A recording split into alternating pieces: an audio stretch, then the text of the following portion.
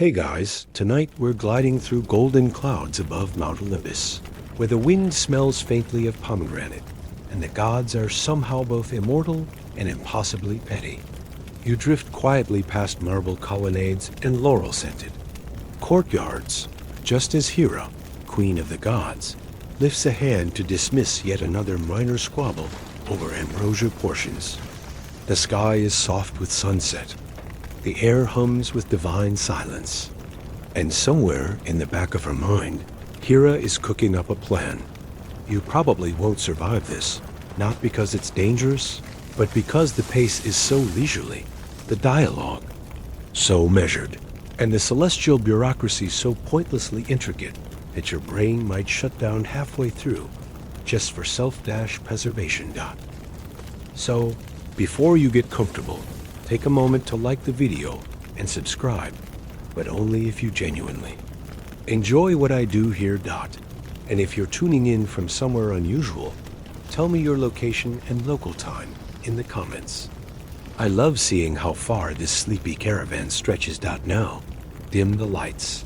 Maybe turn on a fan for that soft background hum, and let's ease into tonight's journey together. You find Hera reclining in a marble alcove draped with peacock-feathered cushions. She is not brooding. Exactly, Hera doesn't brood. She assesses, evaluates, listens internally to the ticking gears of a mind always just a few steps ahead of the rest of the divine crowd. A half-drained goblet of wine sits beside her, and her fingers trail lazily through a scroll of complaints submitted by lesser deities. She is, it seems, in search of a new project. The last few centuries have been exhausting. Marriages, wars, vendettas. And don't even get her started on the whole golden apple incident. What she needs now, she decides, is a palate cleanser. Something dignified, something constructive, maybe even a bit fun? She stares into the middle distance, like a woman who's been handed the remote and isn't quite sure what to stream. And then the idea arrives, feather-light but deeply satisfying. She will design the perfect mortal, not just any mortal, not one of those lopsided heroes that Zeus keeps throwing into the gene pool like spaghetti at a wall, not one of Athena's armor-clad philosophical experiments. No, Hera's mortal will be balanced, ethical, poised, not just attractive, but appropriately humble about it. Someone who flosses without being asked and understands boundaries without a war. She reaches for a fresh scroll. The idea begins to bloom. Historically, myths often gloss over Hera's creative moments. She's known more for vengeance than vision, but there's evidence in minor cults and forgotten fragments that some ancient Greeks once imagined her as the divine architect of justice, order, and even social etiquette. If Zeus is fireworks, Hera is the calendar, the contract, the rules. So of course, she might try to make a person who simply behaves. She begins by sketching qualities: honesty, clarity, loyalty without naivete, politeness but with a spine, someone who remembers birthdays and doesn't interrupt. Already she feels better. Now, quirky detail? Hera does this with a goose feather quill dipped in ink made from crushed figs and pomegranate skin. She believes. Writing is most potent when mildly inconvenient. You peer over her shoulder as she scribbles. There are diagrams, lists, even a small watercolor of what might be a prototype, mortal reclining peacefully on a chaise longue with excellent posture. And just when she begins to feel proud of her progress, a shadow passes across the courtyard. A minor wind god attempts to speak. She silences him with a glance so sharp it could slice Mount Etna in half. Not now, because here's the thing. This project might be harmless. It might even be boring, but it's hers. Hera's rarely allowed to be quietly productive. Usually, she's forced into reaction, picking up after Zeus, patching up squabbles, issuing divine subpoenas. But this mortal will be different. This one will be planned. Scholars still argue whether this version of Hera, orderly, cerebral, quietly ambitious, was ever widely believed, or simply whispered about by fringe sects in the back rooms of temples. Some say she was always just wrath and jealousy, wrapped in a crown, but others suggest a second layer, one where she longed not to punish mortals, but to improve them. You watch as she places the scroll aside and leans back. Her face is calm now. Not smug, though. Hera does enjoy a moment of smugness when appropriate but centered. Like someone who's taken a long bath, opened a fresh notebook, and remembered that the world is still editable. Close your eyes. For a moment, the night deepens around Olympus. Somewhere in the distance, a goat sings. You try not to ask questions. And Hera? She smiles, because tomorrow she starts drafting version 1. The next morning dawns slowly over Olympus, with golden mist curling around the tops of marble columns and the distant hum of a lyre drifting through the air like warm honey. You rise, not quite from sleep, but from something softer like being. Paused, and when you drift toward the goddess's courtyard, you find Hera already awake, hair perfectly plaited, expression unreadable, and about 37 drafts into her newest obsession, Project Perfect Mortal. She doesn't call it that. Of course, not aloud, but the name hovers in the background, like a well-trained servant always there, never needing acknowledgement.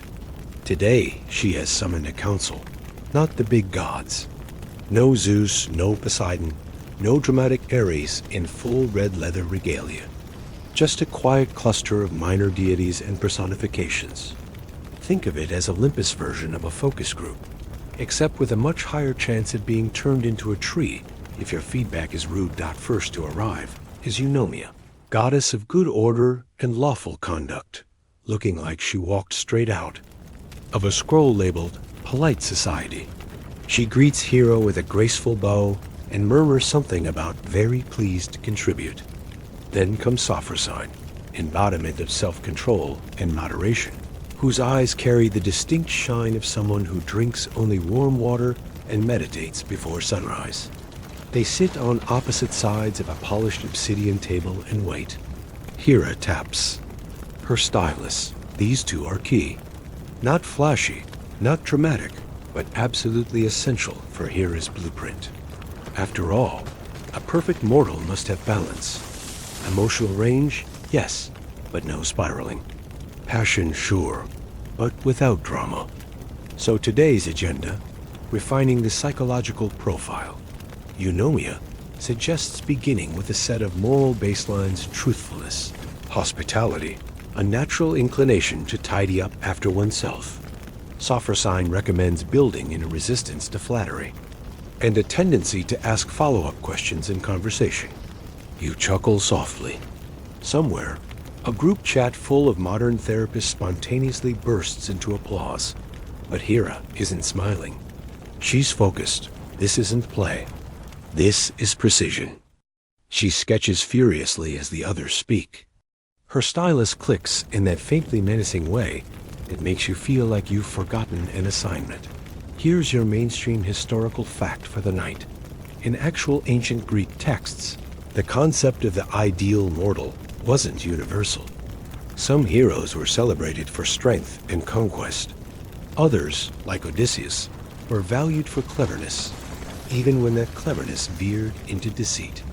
But a few philosophical schools, notably the Stoics and later Hellenistic thinkers, explored what it meant to live well, not just to win battles, but to live a life of quiet virtue.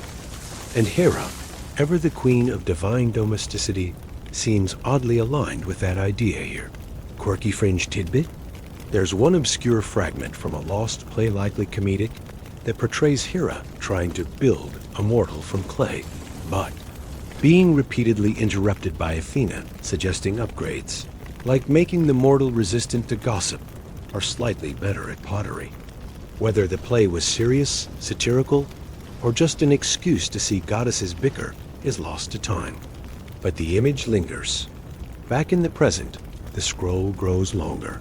Hera's list now includes forgiveness with boundaries, curiosity without, meddling, laughter that doesn't hurt anyone, and the ability to endure minor discomfort without narrating it to everyone in the vicinity.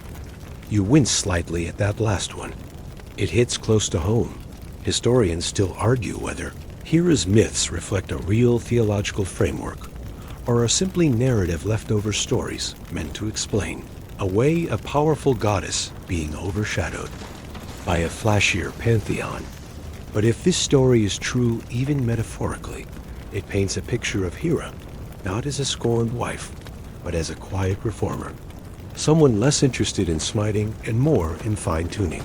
The conversation around the table slows. The stylus rests. Hera looks at her work and exhales slowly. Then she announces the next phase, physical design.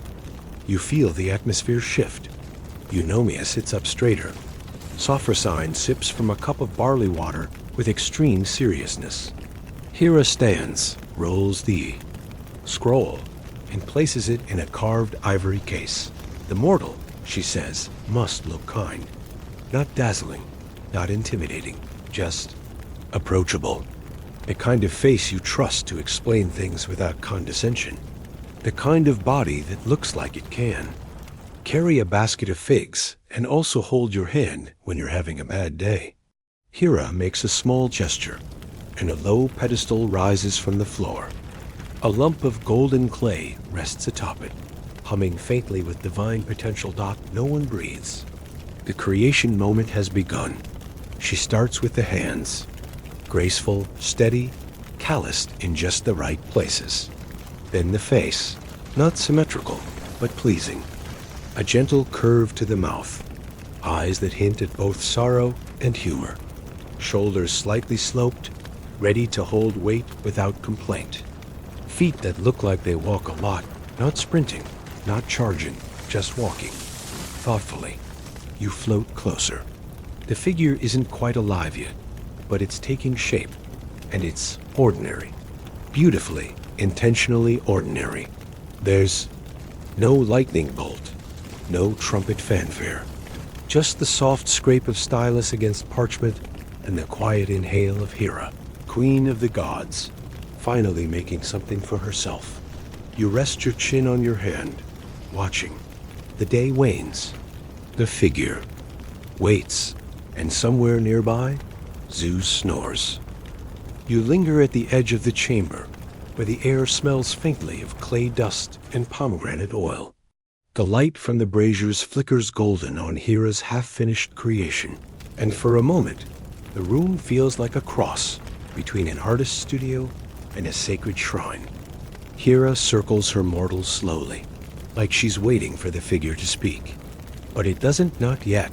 She dips her fingers into a bowl of mineral pigment ground, lapis for the eyes, and dabs a faint crescent under each lid. They gleam even in stillness, catching the firelight like they already know how to blink. You imagine what it would be like to be seen by those eyes. Not judged, just observed. Kindly. Now comes the trickiest part, personality. You brace yourself, because this is where things usually go sideways. Even the gods can't always predict how a soul will settle. Hera's reputation as a queen, as a strategist, as the goddess of marriage and family, that all suggests she's a planner, a fixer, a systems thinker. But if the myths have taught us anything, it's that people are squishy and unpredictable, even when made from divine clay. She summons Themis, the titaness of divine law, and Mnemosyne, mother of the muses and goddess of memory. The room gets a little more crowded and a lot more philosophical. Themis proposes that the mortal should be innately aware of fairness, like a compass pointing north. Mnemosyne counters that memory shapes fairness, and that perhaps the mortal should forget injustices too easily in favor of peace. They both make good points. Hera rubs her temples. Mainstream historical fact. Greek moral philosophy often wrestled with this same tension. Plato's ideal city in the Republic included rigid social roles and communal child-rearing. Definitely not for anyone's cup of hemlock. Aristotle, on the other hand, leaned more into cultivating virtues through habit and observation. There was never a single path to ideal behavior. Even among mortals, Hera decides that this new soul, let's call it Irene, for simplicity, should have a gentle tilt toward empathy. Not so much that she becomes everyone's doormat, but enough to see through another's eyes before rushing to judgment. Mnemosyne murmurs something approving and sprinkles a pinch of memory dust over the clay heart. Themis frowns but doesn't argue. Now, for the real surprise. Hera wants Irene to sleep. No, not yet. But to sleep deeply, regularly, restfully, with dreams that resolve instead of tangle. She says quite plainly, a perfect mortal cannot be perfect without sleep. And honestly, you agree. Zeus gets all the flash for thunderbolts and affairs, but Hera just casually invented sleep hygiene, and no one's giving her enough credit.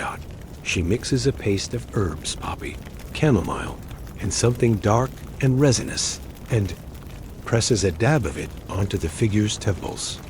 The clay soaks it up like skin. A scent wafts out, calming, earthy, oddly familiar. Like bedtime in a language you don't quite speak anymore. Fringe tidbit. There's a rare fragment of Hesiodic poetry that implies Hera once brewed her own sleep draught, not to use on others, but for herself. It was described as a cup of green silence with petals of forgetting. Scholars debate whether this was literal or metaphorical. You personally like the idea that even gods sometimes need to knock themselves out to get a full 8 hours. Historians still argue whether myths like these are moral instruction, coded satire, or just ancient fanfic written to explain weird dreams. But whatever the truth, Hera's project is becoming something more than myth. It's a kind of bedtime theology, a gospel of slow breathing and herbal tea. She steps back. Irene now has form, intention, potential. She doesn't move, not yet, but the gods around her seem to lean in slightly, as though expecting breath. Then comes the final touch, imperfection. You blink. Hera plucks a thorn from a nearby rose vine and pricks the figure's shoulder. A single bead of red appears, paint, not blood, but symbolic. A reminder that even her best attempt must carry the possibility of discomfort, error, and change. Without that, Hera murmurs, there is no mortal worth making. You have to respect. It, the queen of the gods with the power to conjure anything, builds her perfect creation with a flaw baked in on purpose. And that's when it happens. A breeze curls through the open colonnade. A bird sings. The clay figure exhales. Dramatically, not like a lightning bolt. Just breath. A breath that sounds like curiosity, like softness, like the beginning of a dream you haven't had yet. You look at Hera. She's not smiling, but her shoulders drop slightly, the way yours do when you finally find your keys after 20 minutes of searching. Calm, satisfied, maybe even proud. She doesn't say, it's alive. That would be gauche. Instead, she steps aside and says, let her choose. And that's the kicker, because she could script Aaron's life from start to finish, dictate every decision, choreograph every moment. But Hera, perhaps wiser than we thought, knows the experiment only works if Irene can veer off course. The figure opens her eyes. They are very blue and very tired, relatable. The chamber stills as Irene blinks, her gaze slowly sweeping across the marble columns and candlelit alcoves. She doesn't speak. She doesn't need to. The hush that settles feels more profound than any declaration.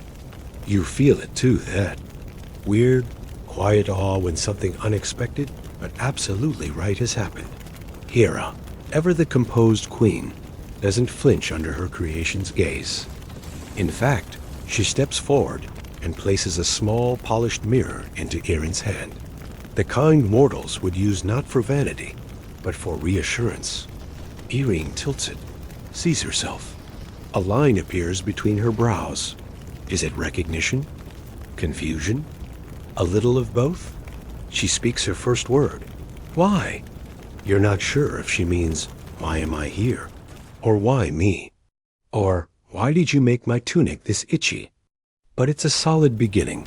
Hera doesn't answer directly. Instead, she gestures. And suddenly, the chamber is no longer a chamber. The walls ripple and dissolve. And you're now standing with Irene on a rocky slope overlooking the Aegean Sea. The air smells of brine and thyme. Far below, fishing boats bob in the waves like ants on a silver platter. Hera says dot, so she does. You trail behind, unnoticed but present, like a sleepwalking observer. Irene picks her way down a goat path, bare feet steady on the gravel. She pauses to examine a snail crossing a stone, the spiral of its shell catching the sunlight. Everything is new to her. Not overwhelming, just strange enough to keep her curious. Mainstream historical fact. In classical Greek thought, the gods often created mortals, not from joy or generosity, but necessity or boredom. Pandora, the first woman, was built to punish mankind for stealing fire. Prometheus's clay humans were created to repopulate a world wiped out by floods. Creation wasn't usually a gift. It was a chess move, but Irene doesn't feel like a pawn. Not yet. She kneels to drink from a spring, watches a hawk wheel overhead, hums without realizing it. There's no rush to her motion, no goal beyond being. Hera, watching from a distance, lets it unfold. That's the experiment, isn't it? What does a mortal do when there's no trauma, no divine curse, no tragic flaw written into her origin story? Irene is peace incarnate. Yes, but even peace needs friction to have shape. Fringe tidbit. In ancient Athens, there was a statue of Irene holding baby Plotos, the god of wealth, in her arms. It was propaganda, mostly, suggesting peace leads to prosperity. But some modern scholars joke that the image looks more like a tired mom trying not to drop her groceries. Either way, the message was clear. Peace isn't passive. It's protective. You sense that tension now in Irene's shoulders as she reaches the shoreline. The water is cool, inviting. She steps in up to her calves. Her reflection stares back at her, distorted by the ripple of waves. She doesn't look afraid, just thoughtful, like she's already begun assembling questions she can't yet ask. Then, because no myth is allowed to remain calm for long, the first test arrives. A shepherd stumbles onto the beach. Mid-20s, sunburnt, clutching, a broken sling and a wild look in his eyes. He's being chased by something. You don't see it, but the pounding of hooves in the distance hints at either a wrathful god or an extremely upset goat. Irene, with no clue what's going on, instinctively steps between him and the sound. She lifts her hand, not in power, not in defiance, just as if to say, pause. And somehow it works. A wild ram comes barreling out of the brush, skids to a stop, snorts, and miraculously backs down. Maybe the gods tweaked the odds. Maybe Hera whispered something. Or maybe Irene simply has the right aura for conflict resolution. The shepherd collapses in the sand, gasping. Are you a goddess? He pants. Irene considers it. No. He frowns. Then what are you? She shrugs. Tired, mostly. You can't help it. You laugh. Hera, watching from a cloud bank above, allows herself a very quiet snort. Historians still argue whether these kinds of stories' first encounters between mortals and divine prototypes were allegories, moral instruction, or cautionary. Tales. Was Irene meant to inspire? Warn? Entertain children who didn't want to sleep? Maybe all of the above. But whatever her purpose, Irene's effect is immediate.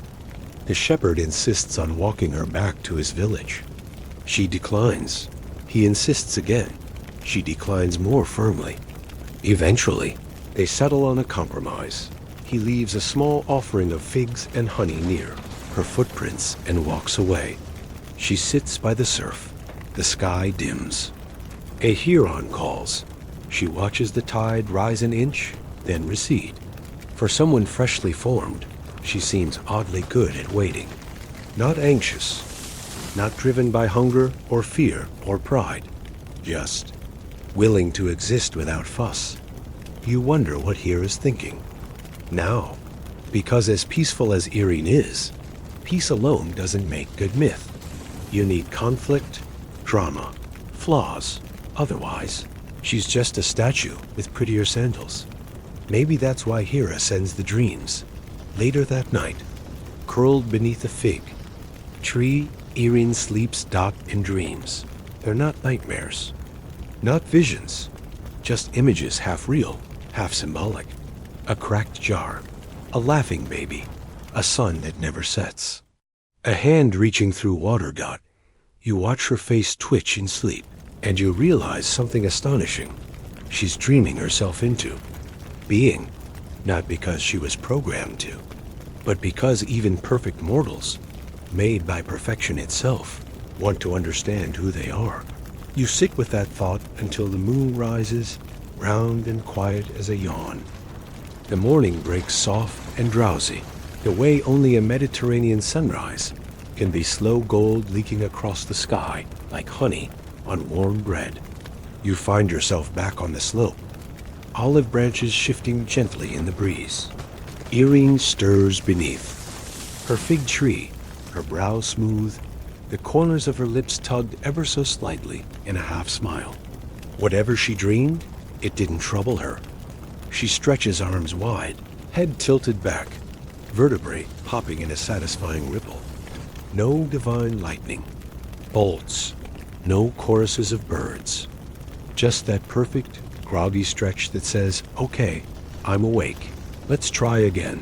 But today isn't about wandering beaches or calming rams. Today, she meets people down in the valley. Smoke curls from chimneys. A village bustles to life goats. Bleeding, pots clanging, children shrieking like tiny harpies. You follow Irene's quiet descent along a footpath. A woman with a basket of onions stares openly. A boy with a crooked grin offers her a fig. No one recognizes her, of course. She has no lineage, no name anyone knows, no story yet, and that is deeply suspicious. Because in Greek myth, when someone beautiful, barefoot, and mysterious wanders into town, something always happens. She's greeted with wariness and the low, murmured hospitality that villagers offer to strangers they suspect might turn out to be demigods in disguise. Bread is offered. A stool is placed by the fire. Irene thanks them in the simplest of words and gestures. No titles, no demands. She accepts what she's given and asks for nothing more. You'd think that might endear her. It does not. Mainstream historical fact. Ancient Greek societies were tightly wound around kinship, status, and social roles. To be nameless, ruthless was dangerous. You were either a slave, a threat, or a god in disguise. None of which made for relaxing conversation over lentil stew. So Irene's refusal to explain herself reads not as humility, but challenge. The village priest, a shriveled man, who smells like garlic and ambition, corners her after supper. Who are your people? He asks. I don't have any, she replies. Everyone has people. Not me. He stares at her like she's just suggested gravity is optional. Fringe tidbit. In some rural myths, women who appeared without origin were believed to be transformed. Nymphs, creatures who had escaped from trees or rivers. The solution? Marry them off, fast. Anchor them to the world before they drifted back into myth. The priest suggests that. Not for himself. Of course, he's a holy man.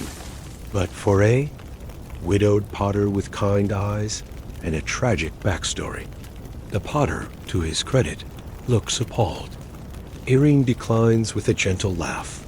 And the priest? He calls her unrooted. In that tone, you know the one. Irene doesn't argue. She simply walks to the edge of the gathering, kneels beside a sleeping goat, and begins humming a lullaby one taught her. The goat snores. The people mutter. Later that night, Irene sleeps on the roof of the potter's workshop.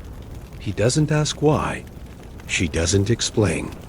They share warm barley tea and stare at the stars. She points to a cluster and calls it the quiet crown. He doesn't correct her, though it's clearly Orion's belt. He just nods.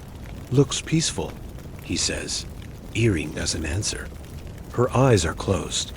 Historians still argue whether the Greeks really thought certain people were born from dreams or divine will, or whether those stories were just ways of explaining outsiders, wanderers, and people who didn't fit into the usual columns of family trees. But even if they knew it was fiction, they used it like fact. And Irene, walking myth that she is, complicates things. She doesn't fight. She doesn't seduce. She doesn't prophesy. She listens. She waits. She is Dot, and that's unnerving Dot by the third day. Whispers spread. Maybe she's cursed. Maybe she's a spirit. Maybe she's just weird. A boy dares another to steal her sandals. They vanish overnight. Irene doesn't react. She goes barefoot, even when the stones are sharp.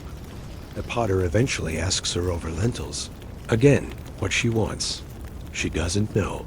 That's not a riddle. It's the truth. She was made to be peace, to offer peace.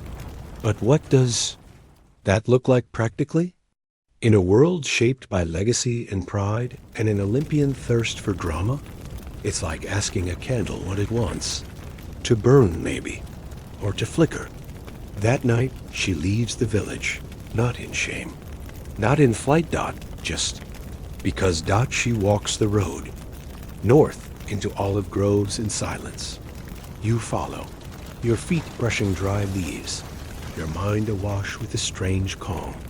A kind that comes from not knowing what's next, and somehow being fine with that Dot, and up on Mount Olympus. Hera watches unreadable, because her perfect mortal isn't doing anything terribly mythic, Dot, not yet. But maybe that's the point. You walk with her, Dot, not beside her. She walks alone.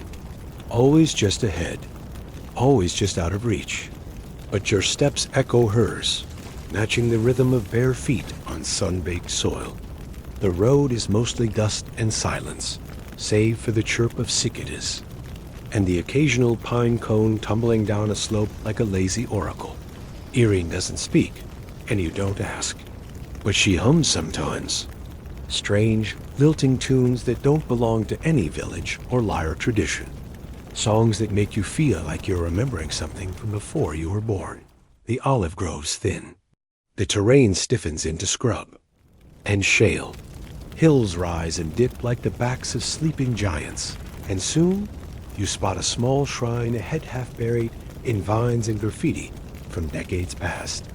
Offerings lie scattered.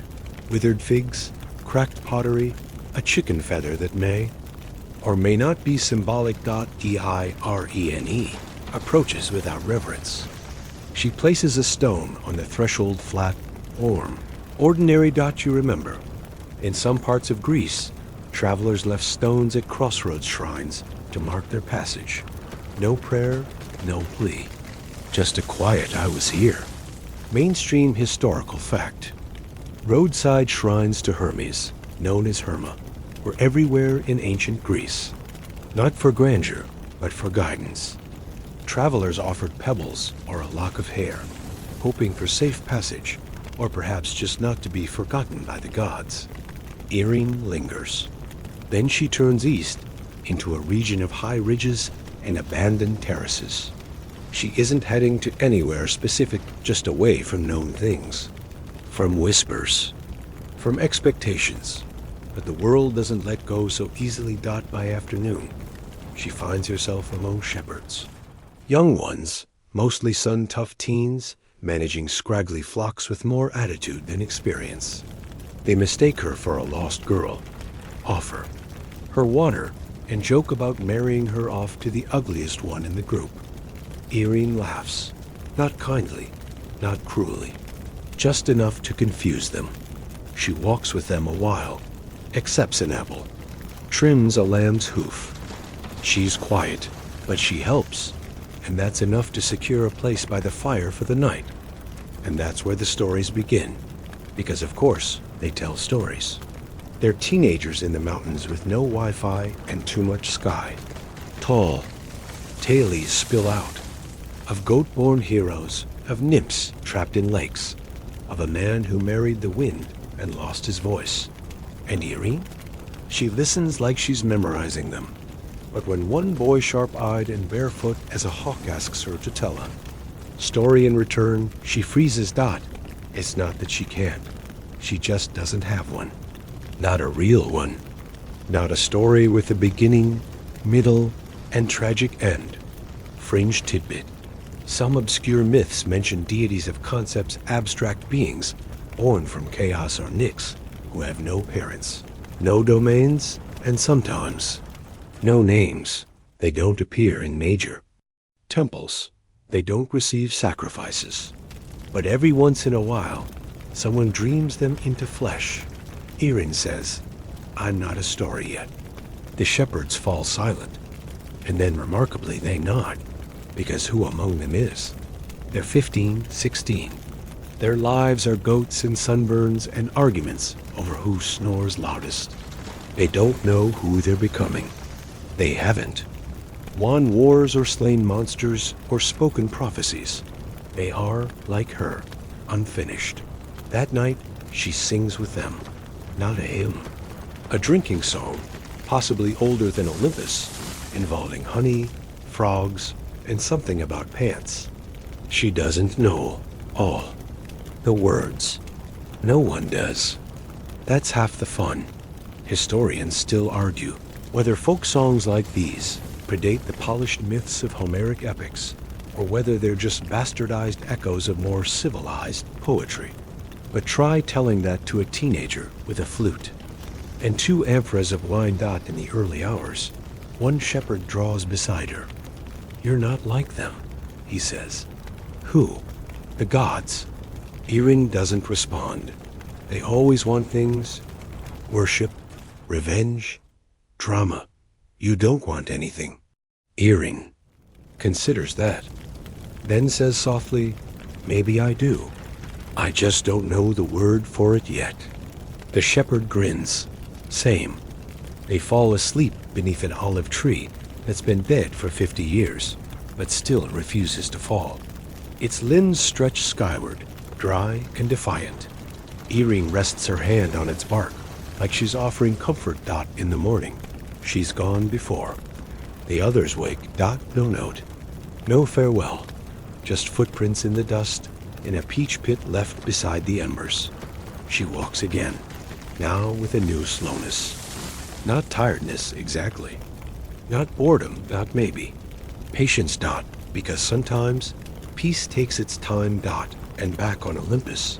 Hera frowns slightly. Not because Irene is failing, but because, in a way, she's succeeding, without ever lifting a finger or shouting a command. People leave her kinder than they found her.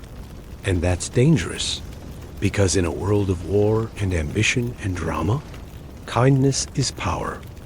You keep following her, always half a pace behind, as if your breath might disturb the fragile thread she's weaving through the world. Dot. It's late spring now. The poppies are out, leading red across the hillsides. The bees are drunk on nectar, and the world hums like a harp string. Irene's hair is longer. Her eyes are quieter.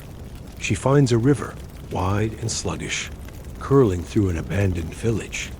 Clay roof tiles lie shattered like broken scales. The doorways gape open, no doors, no curtains, just wind and dust, and the memory of someone's last goodbye. She doesn't flinch.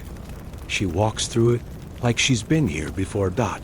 Inside one of the crumbling homes, she finds a spindle, still holding a few strands of half-spun wool.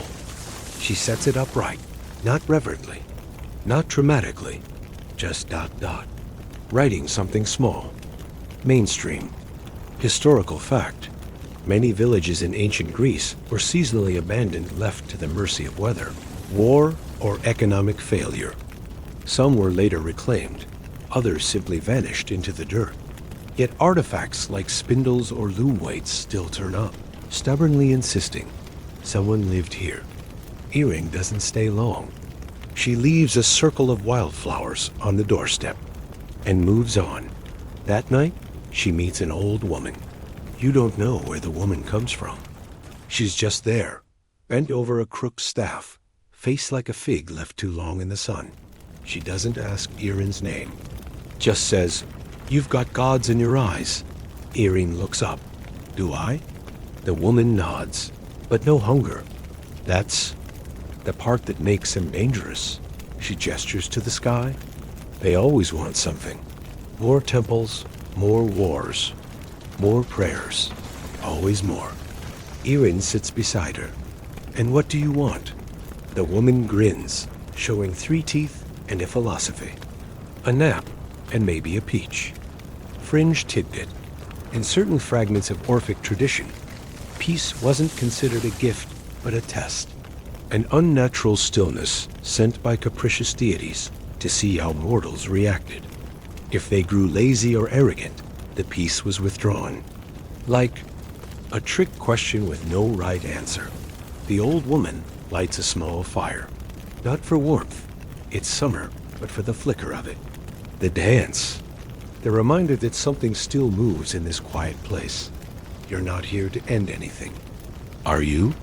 She asks, cracking a nut between gnarled fingers. No, Earring says softly. I'm here to begin. A pause. The woman looks at her sharply, as if she suddenly recognized something too ancient to name. Well, she says, standing with an audible collection of creaks. That's worse. They part ways before dawn. No tears, just a nod, and the unspoken exchange of 2 people who understand how to disappear. Historians still argue whether the worship of Earring as a distinct deity ever fully took hold outside Athens.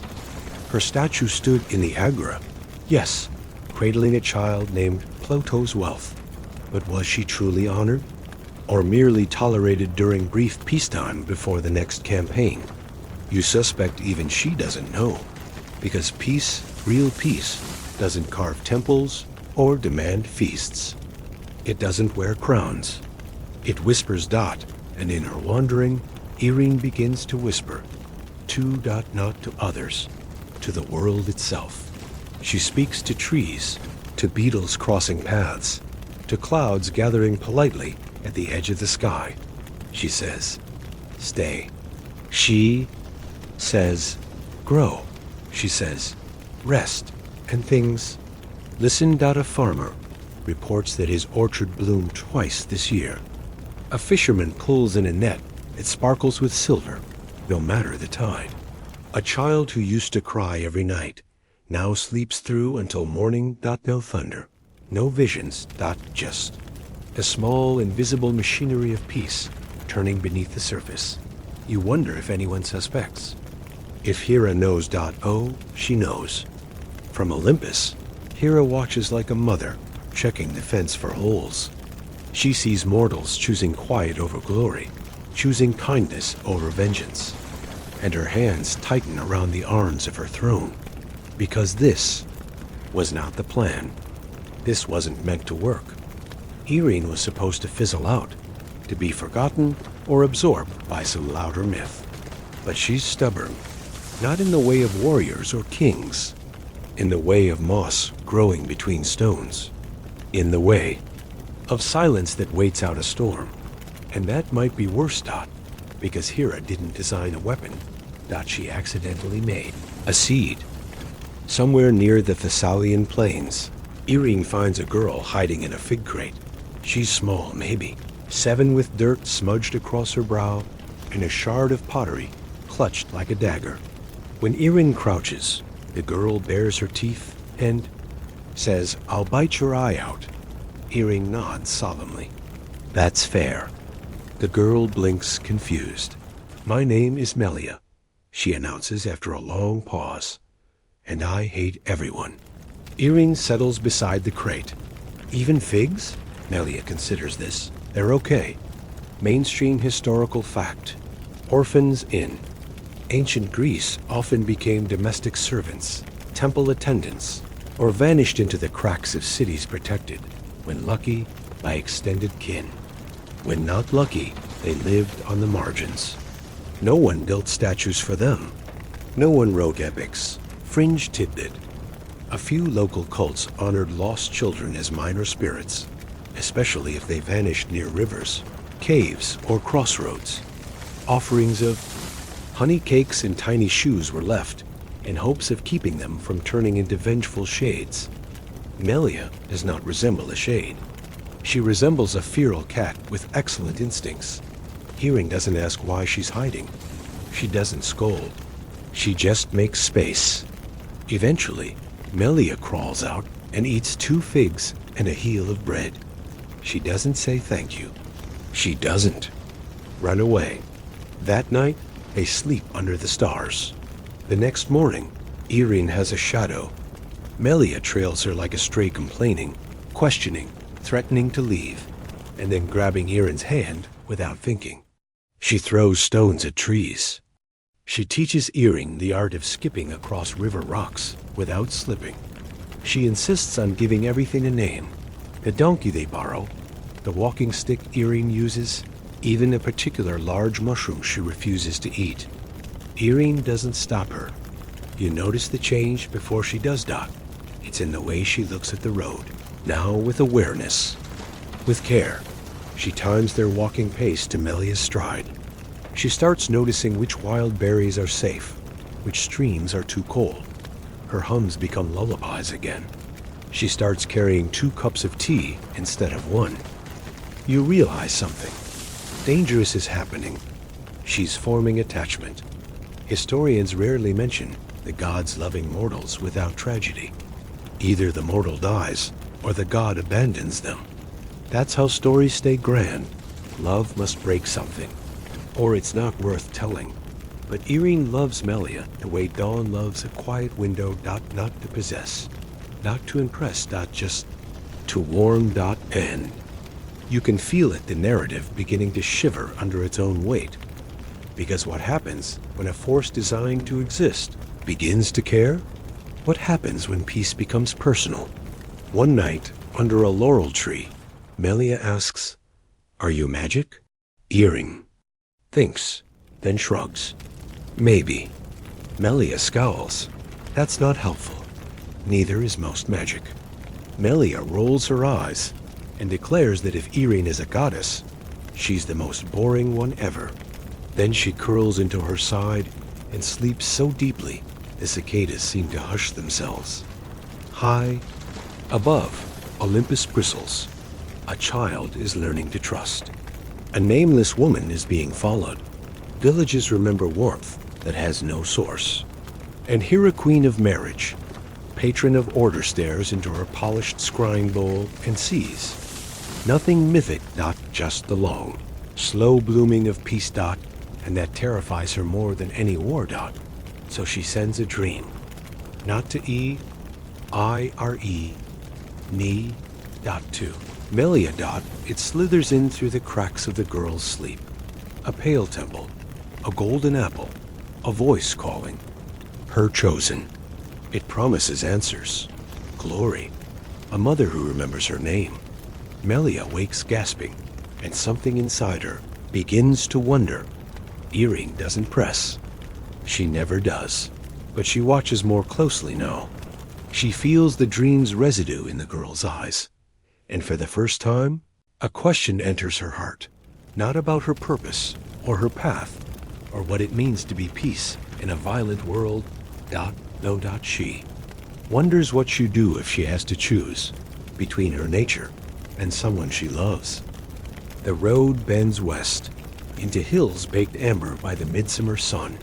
Earring walks slowly now, not from weariness, but from vigilance. Melia's chatter has dulled. Her steps drag. And every now and then, she looks over her shoulder, as if someone's following even when no one is. They pass a shrine carved into a hillside. Its marble worn smooth by wind and prayer. Someone has left offerings. Olives, a bronze mirror, a single pomegranate split open like a bleeding heart. Melia pauses. "That's for Aphrodite," she says. Earring nods. "It is." Melia picks up the mirror. Not to steal it, just to see. Herself. The glass is warped old. Her face comes back stretched and strange. "Do you think I'm special?" she asks, not looking up. Erin's answer is quiet. "Yes, but not because of them." Melia frowns. "But what if they chose me? Then choose yourself back first." Fringe tidbit. In some lesser-known rites, children visited Aphrodite's rural shrines to ask for belonging, not love. They left dolls, teeth, or locks of hair. Offerings not of beauty, but identity. The goddess, when benevolent, returned silence. That was the answer. "You're already enough." But not all gods are kind. That night, as they make camp in a vineyard gone wild, Melia slips away. Just for a moment, she tells herself. Just to see you find her at the edge of a grove still visible. But only just. She stands before a tall figure robed in shadow and gold. No face, no feet. Just presence, like a statue made of thunder. It isn't Hera, it's an envoy. A proxy. The kind gods send when they don't want to be too obvious. The kind that speaks in riddles and makes you feel like you've already agreed before you've understood the question. Melia tilts her head. "What do you want?" The voice is silk and stone, only to show you who you are. "You don't know me. I know your dream." That's enough. Erin arrives then, barefoot and breathless. Not angry, never angry, but so profoundly. Still that the night hushes around her. The envoy turns. You expect confrontation. A divine flash. A command. But Erin only says, "Not her." And something strange happens. The envoy falters. Mainstream. Historical fact. Divine messengers, especially those tied to Hera, were feared more for their certainty than their power. They didn't threaten. They just assumed obedience. That was the terrifying part. You didn't resist because you forgot you could. But Erin remembers. Because peace, real peace, must include choice. So she steps between them. No shield, no weapon. Just a breath held in a trembling world. She is not a prize, not a symbol, not a vessel for prophecy. The envoy's voice sharpens. She came of her own will. "She's a child," she asked. "She hurt." Melia clutches Erin's hand now, suddenly, fiercely. She doesn't understand the rules of this exchange, but she understands tone, and she hears something in Erin's voice she's never heard before. Defiance. The envoy recedes. Not in defeat, but in delay. A promise of return, folded into the silence. Then it vanishes, leaving only dry leaves and the scent of myrrh behind. Erin kneels. Melia is trembling. "I'm sorry," the girl whispers. But Erin shakes her head. "No, don't be sorry for wanting to belong." They sleep curled together, and though Erin's eyes are closed, she does not rest because now she knows. Hera has noticed, and worse, Hera has plans. You look at Erin and feel something blooming. Not like a flower, like armor, like quiet. Steel being forged in a hearth of grief and stubborn love. She was made for peace. But peace, it seems, will have to be defended, and she is learning how. Dawn arrives veiled in mist. Not golden, not warm, just quiet. The kind of morning that feels suspended, like the world is holding its breath. Dew clings to olive leaves. Melia sleeps, one hand curled near her face like she's protecting it. Secret. Erin sits cross-legged beside her. gaze fixed on the horizon. She hasn't moved all night. When Melia finally stirs, the first thing she says is, "You didn't leave." Irene smiles. "Neither did you." They move on, but now the road is different, heavier. The trees lean in closer. Birds watch in silence. Irene doesn't say it aloud, but she feels it in her marrow. The gods are watching, not out of fondness, out of curiosity, and maybe impatience, because Hera is not known for her mercy, or her patience. Fringe tidbit. In obscure Peloponnesian cults, Hera had a triple aspect: maiden, wife, and widow. Most worship focused on her role as wife of Zeus, but in the mountain villages, prayers were whispered to Hera Nymphusa, the solitary one. She was invoked not for marriage, but for power after abandonment. For women who survived. And now, Irene wonders which Hera watches her. That evening, they find a shepherd's camp. The flock is gone. So are the people. But a fire still smolders. And flatbread rests on a stone, still warm. Not an offering. A message. Someone left in a hurry. They don't stay. By moonrise, the earth begins to hum. Not in sound, but in memory. Like something old is waking up beneath their feet. The path curls toward a gorge, and there, etched into the rock face, is a name. Neither of them recognize, but both instinctively fear. Limnios. Melia shivers. What is that? Irene kneels. Her fingers brush the carving. A forgotten oath, she says. Or one that was never fulfilled. Mainstream historical fact. The Greeks believed that names had power only when remembered. Forgotten names became unmoored, untied from their stories, and could twist into curses. Places with such names were called kenema, voids, where meaning once lived, but now only echoed. They pass through, and it echoes, old songs without language. Shadows that smell like salt and iron. Irene grows tense, not with fear, but with recognition. As if the silence here is familiar. As if she, too, is a name that was once known and then deliberately misplaced.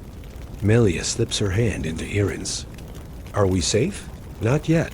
That night, sleep is shallow. The stars feel too close. And just before dawn, someone or something whispers, not in words. In memory, you feel it too. A sensation like fingers brushing your shoulder, then vanishing. Irene stands. She walks to the edge of a ridge and stares into the dark below. Come out, she says. Silence. Then a woman steps from the trees. No glow, no wings, just calm, calculated grace. A cloak of peacock feathers, and eyes that do not blink. Hera. But not the version from stories. No throne, no cow-eyed beauty, just presence. Authority wrapped in flesh. You protect the girl, Hera says. Yes, Irene replies. Why? She's not yours to take. Hera tilts her head. And you are? Irene straightens. Not yours either. Fringe tidbit. There are stories rare, half buried in Hesiod's shadow, that speak of a spirit born not from union, but from need. A concept made flesh, not desire, not vengeance, not even love, just peace. And how the gods, when they realized what they had made, tried to forget her. Because peace cannot be ruled. Hera steps forward. You walk the world, but leave no mark.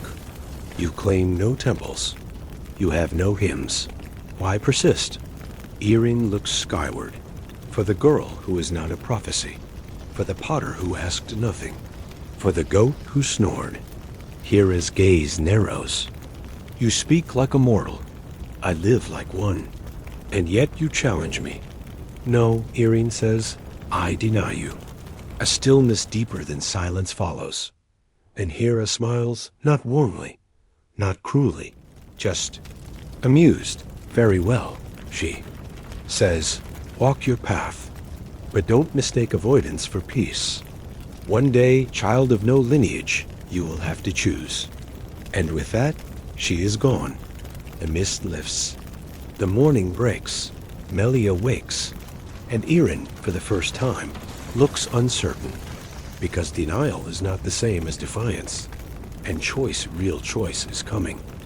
You walk again, and the road feels different, sharper, somehow. Each stone underfoot carries weight. Each breeze seems to carry a question. Melia is quiet today. She chews on a strand of dried grass, gaze flicking between clouds and Erin's face. She doesn't ask what happened during the night, but she knows something did. You can tell by how close she walks, and by the way she doesn't let the silence grow too long without humming under her breath. You keep moving. Villages become fewer, then vanish altogether. The hills roll out like old parchment, dotted with fig trees and the occasional goat that eyes you like you're trespassing. Then you see it, glint of bronze, a line of smoke dot, and at the base of the next ridge, a small army dot, not hoplites. Not mercenaries. These are temple guards. Their armor is polished, their tunics dyed in Hera's sacred purple, but their formation is too loose. Their laughter too loud. These aren't warriors on a campaign. These are hunters. And there, waiting, Melia freezes. Are they looking for me? Erin shields her with a glance. They don't know who they're looking for. Only what she's supposed to represent. Mainstream historical fact. In ancient Greece, temple guards were not always priests or warriors. Some were debtors, conscripted into sacred service in exchange for having their records cleared. They were loyal not to faith, but to order and to those who kept the records. And Hera kept many. The guards wave you down. You keep walking. One of them steps forward. You're not supposed to be here. Erin smiles like a mirror. Neither are you. State your business. Melia's grip tightens on your cloak. We're passing through. You say, you've passed too far. Quirky tidbit. Greek border stones, called horoi, mark the edge not just of property, but of protection. Cross one in the wrong direction, and gods could legally ignore your pleas. In disputed territories, temples would sometimes move the stones by inches each year, redefining safety by stealth. You don't look back. But you feel it. One of the guards recognizes Melia. His voice shifts. That girl. She came from the Ya. Sanctuary at Trapani, didn't she? Silence. She's marked. Melia steps forward. I marked myself. That stuns them dot, then dash, just as one of them starts toward. Erin raises her hand. Not high. Not dramatically dot, but everything stops. Air thickens. Your ears ring, and a low, vibrating hum fills the space between now and next. The lead guard stumbles back. What are you? Erin doesn't answer. She doesn't have to. Historians still argue whether temple oaths could be overwritten by higher deities, or whether the gods respected jurisdiction like politicians on a power-sharing agreement. There's no consensus. Only records of moments like this, where everything stops, but nothing is said dot, and just like that, the moment passes. You walk away. The guards don't follow. You find a hillside, shaded and cool, with a view over a dry riverbed below. It's not beautiful, exactly, but it feels safe. And that's rarer. Melia lies back on the warm rock. You didn't even do anything. Erin glances sideways. Didn't I? You just stared. Yes, and that worked. For now. Melia sighs. I wish I could do that. You will, but not by force. Then how? You'll learn when not to. That night, Erin dreams. You dream, too. But hers are louder dot. You see her stir and sleep, face tensed, lips parted in unfinished words. You feel something pressing at the edges of the dream, as though it's trying to be let in. Then you're there, with her dot in the dream. You're both standing in a garden, made of cracked marble and blackened laurel trees. In the center, a stone table, upon it thread, golden, fragile, still uncut. 3 figures sit nearby. You know them, even though you've never met them. The Moirai, Clotho spins, Lachesis measures, and Atropos watches earring. You don't belong in the weave, the eldest says. I never did, Earring replies, and yet you persist. Earring steps closer to the table. I don't need a thread. I need time. That's all we give, Clotho murmurs. And all we take, Lachesis adds. Atropos stands. You are not part of the order. Earring nods. That's why I can. Keep it. The fates look at each other.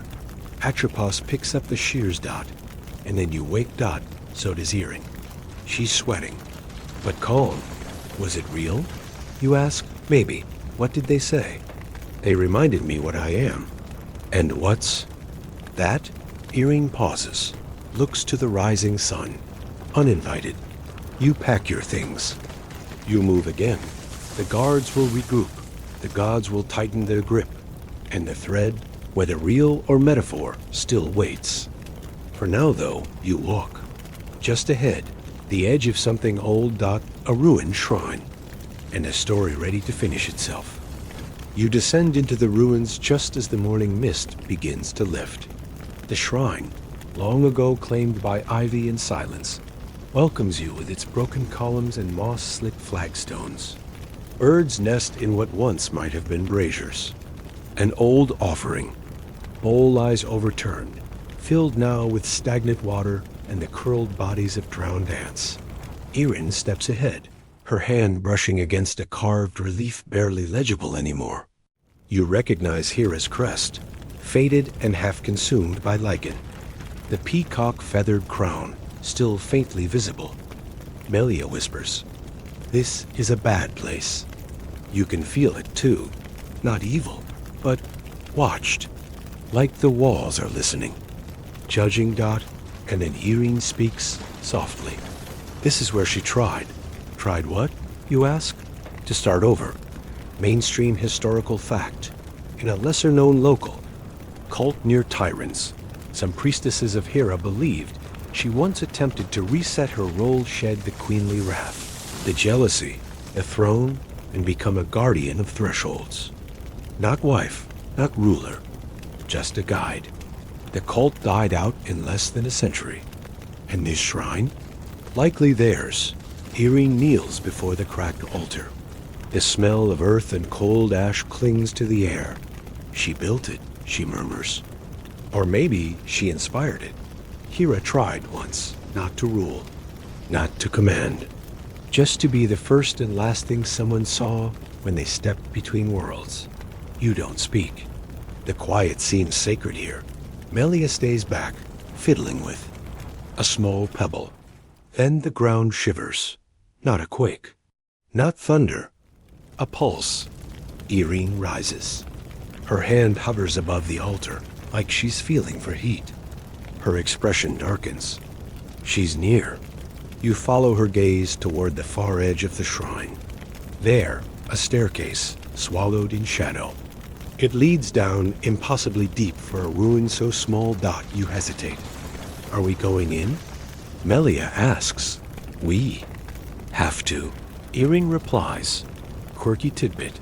Some Greek shrines included subterranean chambers known as Aedita spaces, where only the most initiated could enter. Most were sealed off permanently once the cult declined. And yet, local folklore insisted. They never stayed sealed. Dot. You descend slowly. Each step echoes. The air grows colder, but dry like an old tune that still breathes once in a while. Just to remind you, it's not empty. Dot at the bottom. A single stone room. Dot circular. Dot, and on every inch of the walls names. Carved in loops and spirals, old as the language itself. Thousands of them. Some clear, some worn smooth. All female. Melia runs her fingers across a few. These are priestesses? No, Earring says. These are attempts. You frown. Attempts at what? At creating someone better. She steps to the center of the room, where a small basin waits. Not full of water, got full of light, dotted. Pulses, gentle and golden, like liquid starlight. Irene doesn't touch it, but you can tell she wants to. It calls to her not sweetly, but knowingly. Like it remembers. Is that hers?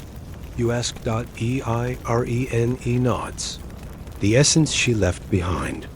Historians still argue whether gods could store power in physical places, or if such stories are metaphorical. Some point to eternal flames, and oracles who never aged as evidence. Others insist it's just poetic license. The debate never ends. Irene closes her eyes. She whispers, not to you, not to Melia, but to the chamber itself, and the names on the wall shift only slightly. Just enough to make your breath catch. Do you see it? She asks. Yes, Melia says. The names, they're yours. Not exactly, but variations. The way someone might spell it if they didn't know the letters. The way a myth might garble a memory. You see versions of Irene too, and others hundreds. Of others stitched across time, all part of the same tapestry. This is what she built, Irene murmurs. A cycle, a loop. She tried to make the perfect keeper.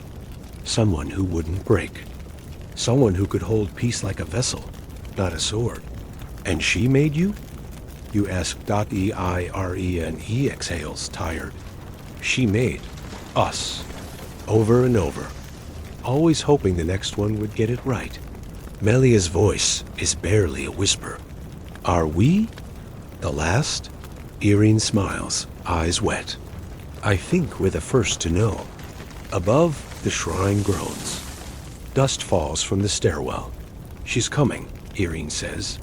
Or maybe she already is. You don't ask what that means. You don't have time. You run back up the stairs, back into the light. And as you do, you hear not with your ears, but somewhere deeper a voice, low, regal, unforgiving, she was never meant to remember. And suddenly, you understand.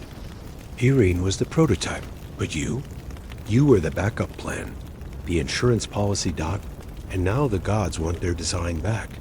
You reach the surface. The air feels thin. Melia gasps, pointing.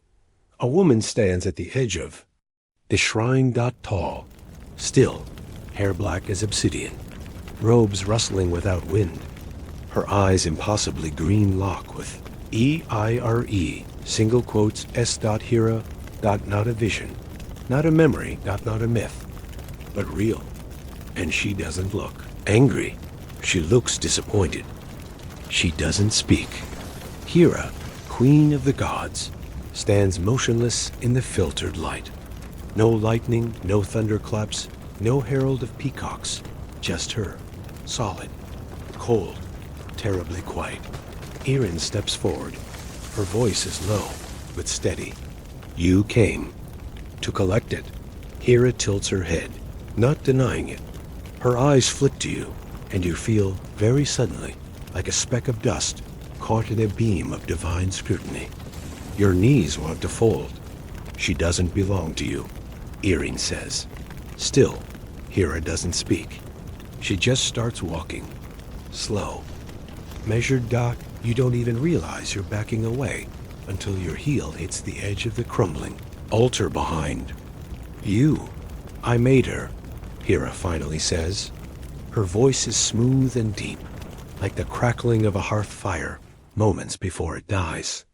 Just as I made you, Melia hisses. Not alone, you didn't. And there's that flicker again in Hera's expression, something old and offended. Mainstream historical fact. In myth, Hera rarely created without Zeus or without trickery. She bore Hephaestus alone, supposedly out of spite. She mothered Eris, Hebe, but her acts of soul creation were limited, deliberate, controlled, always with an agenda. Why now? Irene asks. Why appear? You broke the loop. Hera says. Irene frowns. By remembering? Hera's eyes harden. By telling? That's when it hits you. The story isn't dangerous because it's ancient. It's dangerous because it's being spoken. Because every word turns memory into permanence. She wants to erase it. And you, fringe, tidbit, some underground versions of the myth of Hera's shrine refer to her as the Weaver of Ends, a goddess who quietly snipped forgotten timelines before they unraveled the divine order. In these stories, her wrath wasn't loud. It was a silence that swallowed names whole. Irene steps in front of you, shielding you with her body. You can't unmake her, she says. Hera's lips curl. Can't I? The ground hums again, like a harp string struck underfoot. You feel it in your teeth. Irene digs her heel into the stone. This shrine chose us. A pause.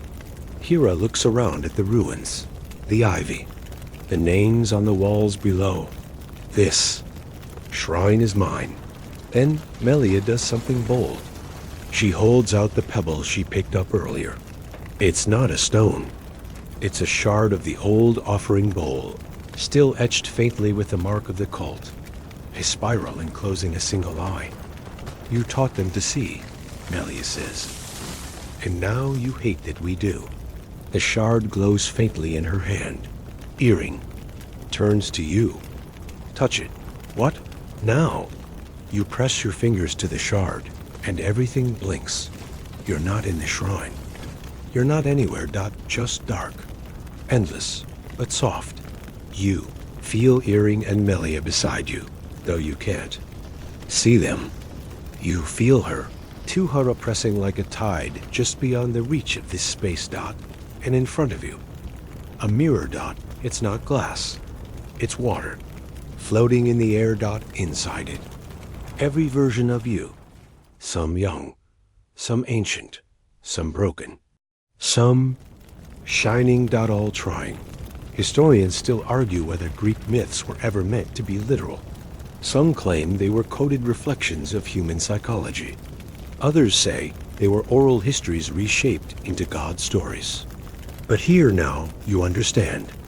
They were warnings. Irene whispers, pick one. Why? Because if you don't, she will. You look into the mirror.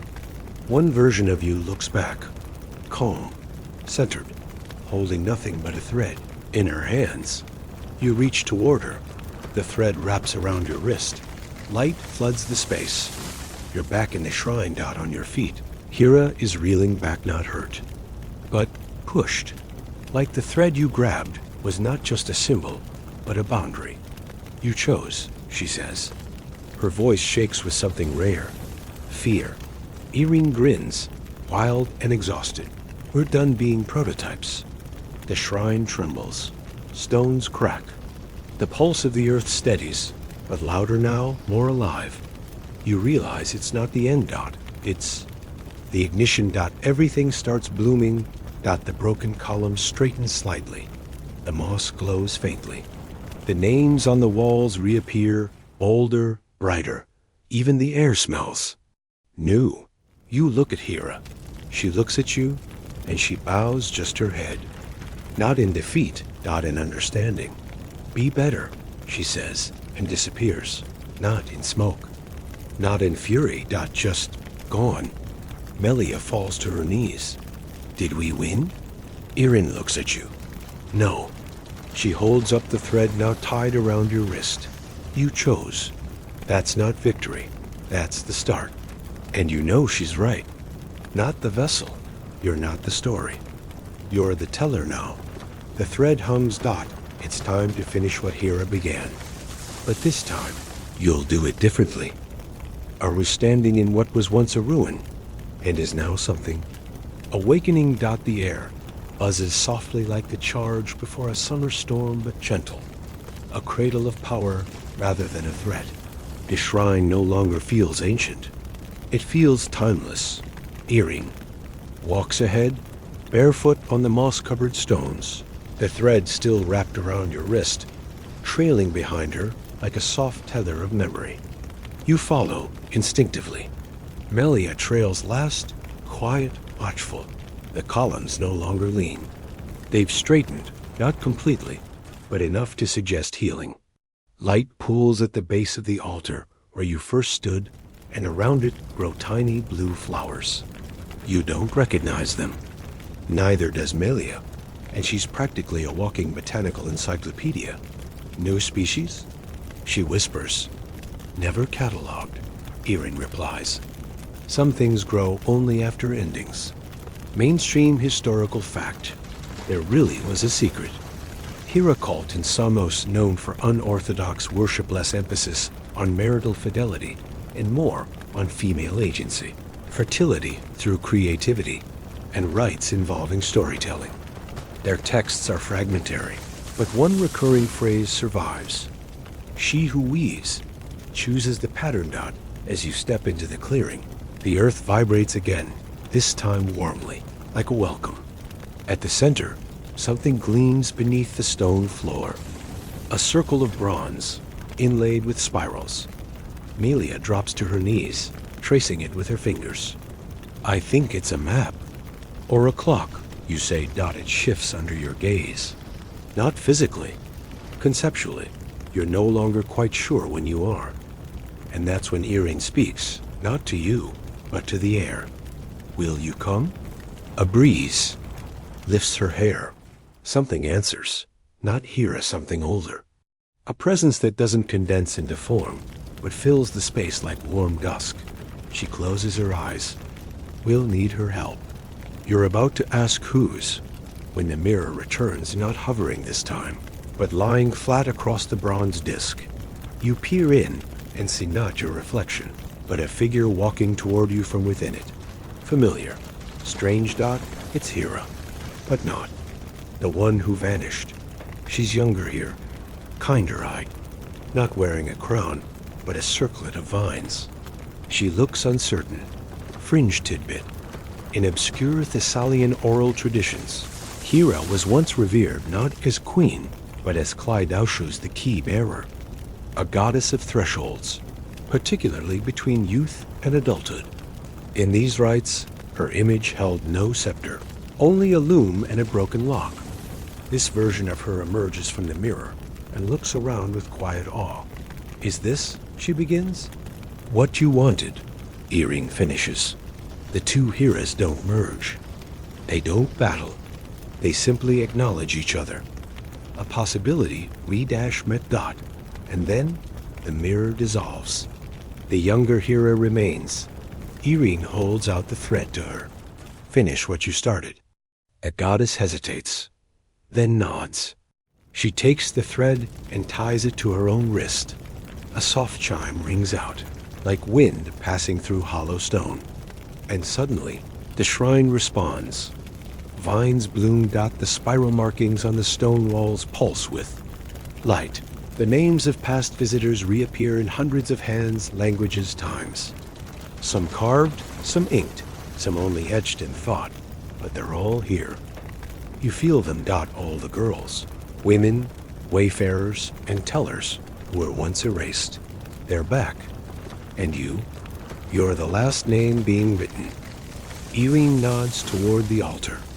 Go on. You step forward. Your finger finds the stone. You don't carve your real name. You carve the one that feels truest now. The one this story gave you. You finish. Step back, and the name glows. Just for a moment. And then it settles. History has a new thread now. One only you can pull. Historians still argue whether myths were real, or merely the echoes of things too strange to explain. Some think they're archetypes, others that they were warnings. But standing in this reborn shrine, thread tied around your wrist, goddess by your side, you understand something better. Their choices. Lenses. A map of all the ways you might become yourself, and the rest? That's up to you. Eirene turns to Melia. What now? Melia grins. We tell it. Again. Better. The thread hums in agreement. You smile. The myth isn't over. It never was. You were just waiting to become part of it. The sun begins its slow descent. casting long shadows that stretch like fingers across the stone floor. The shrine hums softly beneath your feet, alive with the stories woven into its walls. Erin steps beside you, her eyes gleaming with something, ancient and fierce. "We've reopened the door," she says, voice low, but the path ahead is still uncharted. Melia adjusts her satchel, already reaching for her notebook. Then we map it. Every step, every whisper, every forgotten name. You glance back at the altar, where your new name glows faintly, a beacon in the gathering dusk. The thread around your wrist feels warm, pulsing gently, as if alive. It's more than a tether now. It's a promise. A promise that this story will be told. Let's begin. You say. The three of you step away from the altar, walking out into the world that waits beyond the shrine's walls. The air tastes sweeter, heavy with possibility. Behind you, the vines continue their slow bloom, weaving new patterns against ancient stone. The goddess beside you watches, a quiet smile on her lips, a loom in her hands. You realize then that the myth is not just a tale to be told. It is a living thread stretching through time, through lives, through the very fabric of what it means to be human. And now, you are one of its weavers.